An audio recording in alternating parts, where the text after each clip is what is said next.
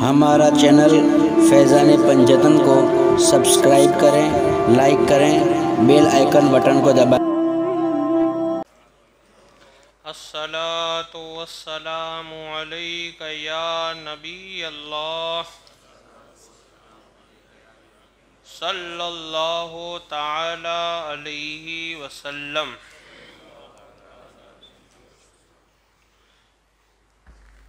एक जगह पर अल्लाह रब्बुल इज़्ज़त का फरमाने आलीशान है, ववस्सैनल इंसान बिवालिदैहि हमलतहु उम्मुहु वहनन अला वहनिन व फिसालुहु फी आमैन अनिश्कुर ली वलिवालिदैका इलैयल मसीर।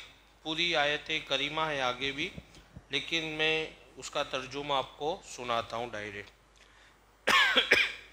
अल्लाह तबारक व ताला इरशाद फरमाता है, और हमने आदमी को उसके माँ बाप के बारे में ताकीद फरमाई। जो कल आपने बयान सुना था कि अल्लाह रब्बुल इज़्ज़त ने जो माँ बाप का मकाम और मर्तबा बयान किया है, उसी के मुताल्लिक आज का बयान है कि अल्लाह तबारक व ताला सूरह लुकमान की यह आयत करीमा है। मैंने एक आयत पढ़ी है, लेकिन तर्जुमा में आपको पूरी जितनी भी आयतें इस बयान से ताल्लुक़ रखती है उसका सुनाऊंगा।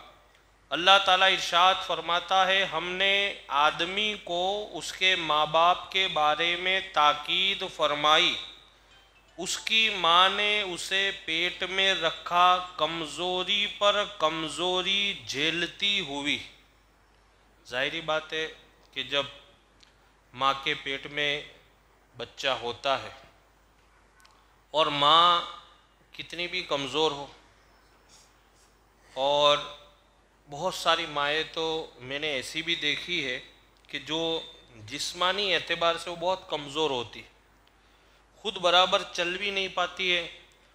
डॉक्टर और दिगर हुक्मा हजरात वो ये कह देते हैं कि आप इस काबिल नहीं हो कि आप बच्चे का हमल रख सको और फिर उसको पैदा कर सको और उसकी परवरिश कर सको, ये आपकी बॉडी के अंदर ताकत नहीं है।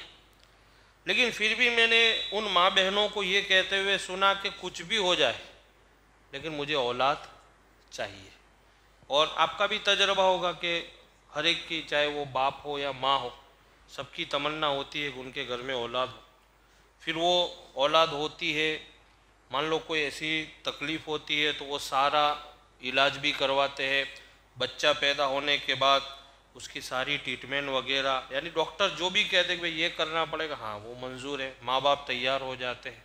यानी अल्लाह ताला औलाद को ये बता रहा है कि तुम्हारी पैदाइश से पहले और तुम्हारी पैदाइश के वक्त और तुम्हारी पैदाइश के बाद जो तकलीफ़ें माँ बाप ने उठाई है, उस एहसान को कभी फरामोश मत करो, क्योंकि वो एक माँ बाप ही एक ऐसा जंक्शन है जो वो कर सकते। कल मैंने आपको बहुत सारी मिसालें दे करके समझाया था कि ये एक माँ बाप ही कर सकते, कोई नहीं कर सकता। जैसे मैंने आपको एक थूक वाला भी बताया था, ये माँ बाप ही कर सकते हैं कि औलाद का थूक अगर उनके हाथों में लग जाए उनको गिन नहीं लगेगी। आज जैसे हमारी औलाद हो, अगर उसका थूक वगैरह हमारे हाथ में लगता है तो हमको गिन महसूस नहीं होती, क्योंकि हम उनके माँ बाप और वो हमारी औलाद है। लेकिन दूसरे का थूक अगर हमारे हाथ में लग जाए तो एक फितरत है, इंसानी फितरत है कि दूसरे का खराबा हम अपने हाथों में बर्दाश्त नहीं करेंगे। लेकिन वही माँ बाप अगर उस औलाद की कोई ख़राब चीज़ है, कोई गिन नहीं। तो अल्लाह ताला वही फरमाता है कि उसकी माँ ने उसे पेट में रखा कमज़ोरी पर कमज़ोरी झेलती हुई।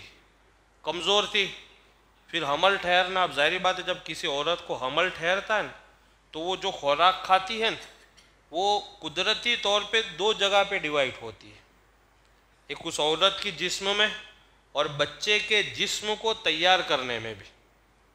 इसलिए आपने देखा होगा ना कि जब औरत हमल से होती है तो उसको ज़्यादातर ग़िज़ाएँ दी जाती है, अच्छी से अच्छी मजबूत से मजबूत ग़िज़ाएँ दी जाती है। यानी वो खुद भी कमज़ोर होती है, लेकिन फिर भी वो बच्चे को पालने के लिए तैयार हो जाती है। अल्लाह ताला फरमाता है कि उसके पेट में रखा, कमज़ोरी पर कमज़ोरी झेलती हुई, और उसका दूध छूटना 2 बरस में है, यानी 2 बरस तक दूध भी पिलाती है एक माँ। अच्छा, ये कभी आपने तहकीक की है कि ये जो माँ का जो दूध होता है वो कहाँ से बनता है? डॉक्टरों का कहना है, और खैर ये तो मेरे आका की हदीस पाक भी है, कि जो माँ का दूध बनता है वो माँ के ब्लड से ही बनता है। किससे बनता है? माँ के ब्लड से तैयार होता है। तो अब आप अंदाज़ा लगाओ कितना ब्लड दूध की शक्ल में तैयार होता होगा। और वही माँ है कि जो उसको बर्दाश्त कर सकती है। भाई मान लो अगर बच्चा दूध नहीं पिए तो वो हैरान परेशान कि मेरा बच्चा दूध नहीं पीता है, कभी नज़र उतारती है, कभी पढ़ती है, कभी ये करती है, और टाइम सर दूध पिला रही है, आधी रात हो कि दिन हो कि बारिश हो, कोई भी सिचुएशन हो, कोई भी सीजन हो, कोई भी हालत हो, और 2 साल तक पिला रही है। अच्छा दूसरा मैं आपको एक और चीज़ बताऊँ तहकीक वाली। माँ कितने साल तक दूध पिलाती है? 2 साल तक दूध पिलाने का हुक्म भी 2 साल तक का है कि अगर बेटा हो या बेटी उसको कितने साल तक पिलाना है? 2 साल तक दूध पिलाना, ये शरीयत का कानून है। लेकिन उस 2 साल दूध पिलाने का जो असर रहता है वो 40 साल तक रहता है। एक औलाद की बॉडी में कितने साल तक? 40 साल तक वो असर रहता है। जब तक यानी वो बंदा, जैसे मैं हूँ, अगर मेरी माँ का दूध पीऊँगा तो 40 साल का मैं जब तक नहीं हो जाता हूँ, 40 साल की उम्र तक वो दूध का असर रहता है। इसलिए हमको और आपको जो बेताला आता है वो 40 साल के बाद ही आता है, क्योंकि अब आपकी बॉडी में से आपकी माँ के दूध का असर ख़त्म हो गया है। आमतौर पर अतिब्बा का कहना है कि ज़्यादातर बीमारियाँ जो जन्म लेती है वो 40 साल के बाद ही लेती है। क्यों? इसलिए कि आपकी बॉडी के अंदर जो आपके माँ के दूध का जो असर था ना वो अब ख़त्म हो गया, 40 साल तक रहता है। ये जो 40 का आदत है ना, 40 का आदत नहीं, बहुत सारे लोग पूछते हैं कि 40 क्यों आता है? तो ये 40 का आदत आज का नहीं है, बहुत पुराना आदत है। हज़रत आदम अलैहिस्सलाम से चला आ रहा है। हज़रत आदम अलैहिस्सलाम का जो खमीर तैयार किया गया, जब हज़रत आदम अलैहिस्सलाम को अल्लाह ताला ने पैदा करने का इरादा किया और जब उनका खमीर बनाया गया, यानी वो जो आपका जिस्म तैयार करने के लिए जो मटेरियल जो जमा किया गया उसको बोलते हैं खमीर। तो वो जब मसाला और सब आपके जिस्म मुबारक को तैयार करने के लिए जो खमीर तैयार किया गया, उस खमीर को तैयार करने के बाद उस पर अल्लाह ने 40 दिन तक बारिश बरसाई। कितनी? 40 दिन। उसमें 39 दिन गम की बारिश बरसाई। कितनी? 39 दिन गम की बारिश, खाली एक दिन खुशी की बारिश। इसलिए इंसान की जिंदगी में गम ज्यादा और खुशी कम है। आदमी लोग कहते हैं मैं ये बीमार हो जाता हूँ, ये हो जाता हूँ, ये तकलीफ है, ये तकलीफ है, मैं ये कर रहा हूँ, मेरा जमेला नहीं। अब शिकायत नहीं करने की, क्योंकि 39 दिन वाले हम। 39 दिन तो गम की बारिश हमारे ऊपर आई है, खाली एक दिन। अब जब एक दिन खुशी की बारिश है तो आप जिंदगी भर खुशियाँ चाहते हो तो कहाँ से मिलेगी? नहीं, अल्लाह ने इंसान की बॉडी में वो चीज़ पहले ही से दाखिल कर दी है। लेकिन वो तो इंसान नाशुक्री पर आ जाता है कभी कभी। वो ये चाहता है कि मैं हर दिन बिल्कुल तंदुरुस्त रहूँ, बिल्कुल तवाना रहूँ, ताकतवर रहूँ। नहीं, आपके जिस्म की जब बॉडी जो तैयार की गई थी, जो खमीर थे, उस पर 39 दिन तो गम की बारिश है। हज़रत आदम अलैहिस्सलाम के जिस्म अक़दस का जो खमीर था उस पर 39 दिन 39 डेज उस पर गम की बारिश बरसाई गई है। सिर्फ एक दिन उस पर खुशी की बारिश है। हमारे आका सल्लल्लाहु ताला अलैहि वसल्लम ने जो ऐलान नबूवत फरमाया 40 साल। कितने साल पे? 40 साल पे। अच्छा, जब माँ का हमल ठहरता है किसी औरत का पेट में तो वो 40 दिन तक वो ब्लड रहता है। फिर 40 दिन के बाद वो गोश्त की शक्ल इख्तियार करता है। हर 40 दिन पे उस हमल की प्रतिज्ञा और उसकी जो डायरेक्टरी होती है वो चेंज होती है, हर 40 दिन पे। तो वहाँ भी 40 का आदत। तो हमारे और आपके लिए तो अगर यूँ देखने जाओ अकाइद के एतबार से तो 40 का आदत हम पैदा भी नहीं होते उससे पहले हमारे साथ तो 40वां लगा होता है। समझ में आई बात? नहीं, लोग पूछते 40वां करते हो भाई उसका कोई सबूत है? 40वां आप करते हो इसका कोई सबूत है? सबूत कहाँ से? हमारे साथ तो पहले ही से हो रहा है। 40वां हम पैदा नहीं हुए तो भी 40वां हुआ था, पैदा हुए तो भी 40वां। पैदा होने के बाद औरत कितने दिनों में पाक होती है? ज़्यादा से ज़्यादा जो मुद्दत है बच्चा पैदा होने के बाद की, कि अगर जो बच्चा पैदा होने के बाद माँ बहनों को जो ब्लडिंग होता है उसको बोलते हैं निफास। क्या बोलते हैं उसको? 3 तरह का ब्लड होता है, एक हैज़ होता है, एक निफास होता है, एक इस्ताज़ा। हैज़ जिसको पीरियड कहते हैं, जो हर महीने माँ बहनों को आता है, बराबर, ये इसको बोलते हैं इस्ताज़ा, इसको बोलते हैं हैज़।